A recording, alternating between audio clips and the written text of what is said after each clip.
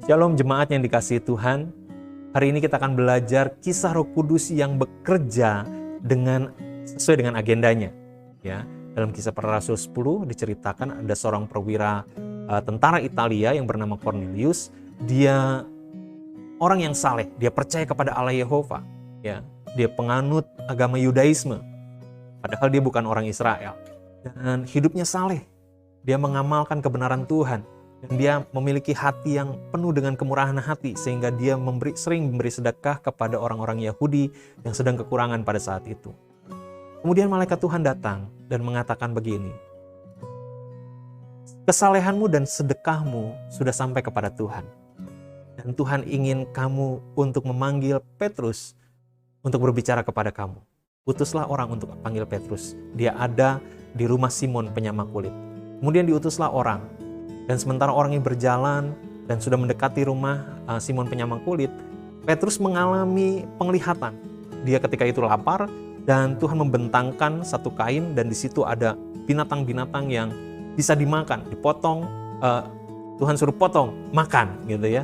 Tapi masalahnya binatang-binatang itu adalah binatang-binatang yang diharamkan oleh hukum Taurat. Dan Rasul Petrus mengatakan, tidak Tuhan, saya nggak pernah makan makanan yang najis selama ini dalam hidup saya. Tuhan mengatakan, apa yang dikatakan halal oleh Tuhan tidak boleh dikatakan haram oleh manusia. Dan itu terjadi 3 kali. Artinya ada sesuatu yang serius yang ingin disampaikan kepada Petrus. Ada kebenaran yang Tuhan ingin supaya Petrus tangkap begitu ya. Dan ketika penglihatan itu selesai dan dia masih bingung, apa ya artinya? Kemudian Roh Kudus berbicara.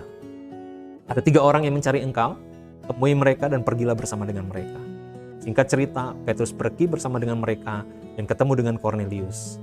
Dan di sanalah dia mengerti rencana Tuhan dalam kehidupan pelayanannya. Ya, dan Cornelius mengatakan, saya disuruh panggil Bapak, saya disuruh dengarkan apa yang Bapak ingin katakan. Kita udah siap nih semua, disiapkan semua keluarganya. Dan ini perkataan Petrus. Dalam Kisah Para Rasul 10 ayat 34 dan 35 dikatakan, lalu mulailah Petrus berbicara katanya, sesungguhnya aku telah mengerti bahwa Allah tidak membedakan orang. Setiap orang dari bangsa manapun yang takut akan Dia dan yang mengamalkan kebenaran berkenan kepadanya. Jemaat yang dikasihi Tuhan, kita belajar di sini bahwa Roh Kudus bekerja sesuai dengan agendanya. Ya, dari sejak dahulu Injil bukan hanya diberitakan buat orang Israel saja, tapi untuk semua bangsa. Tuhan Yesus sudah memberitahukan kepada kita dalam pelayanannya. Dia menyelamatkan perempuan Samaria yang dianggap bukan orang Israel, meskipun masih ada keturunan Israel. Dia menolong perempuan Kanaan yang bukan bangsa Israel. Dia menolong perwira di Kapernaum, ya, yang bukan bangsa Israel. Dan ketika dia ingin naik ke surga, Tuhan Yesus mengatakan, pergilah, jadikanlah semua bangsa muridku. Tetapi hal ini tidak berhasil ditangkap oleh Petrus. Dia masih menganggap bahwa orang Yahudi saja yang dapat keselamatan. Ya. Tapi di sisi lain juga kita melihat bahwa orang yang saleh, orang yang sungguh-sungguh ikut Tuhan, Tuhan akan menyediakan sesuatu yang lebih baik lagi dalam kehidupannya. Ya.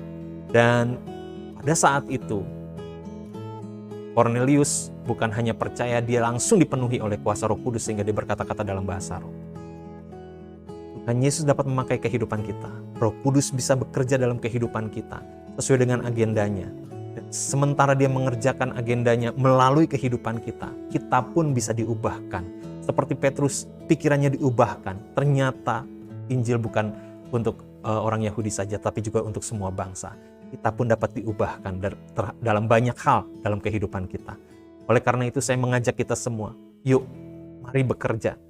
Mari hidup dipimpin oleh Tuhan. Mari perkuat kepekaan kita akan pimpinan Roh Kudus. Sehingga ketika Roh Kudus bekerja dalam kehidupan kita, kita pun mengalami perubahan bersama-sama dengan karya Tuhan. Dan saya rindu kita semua mengalami perubahan.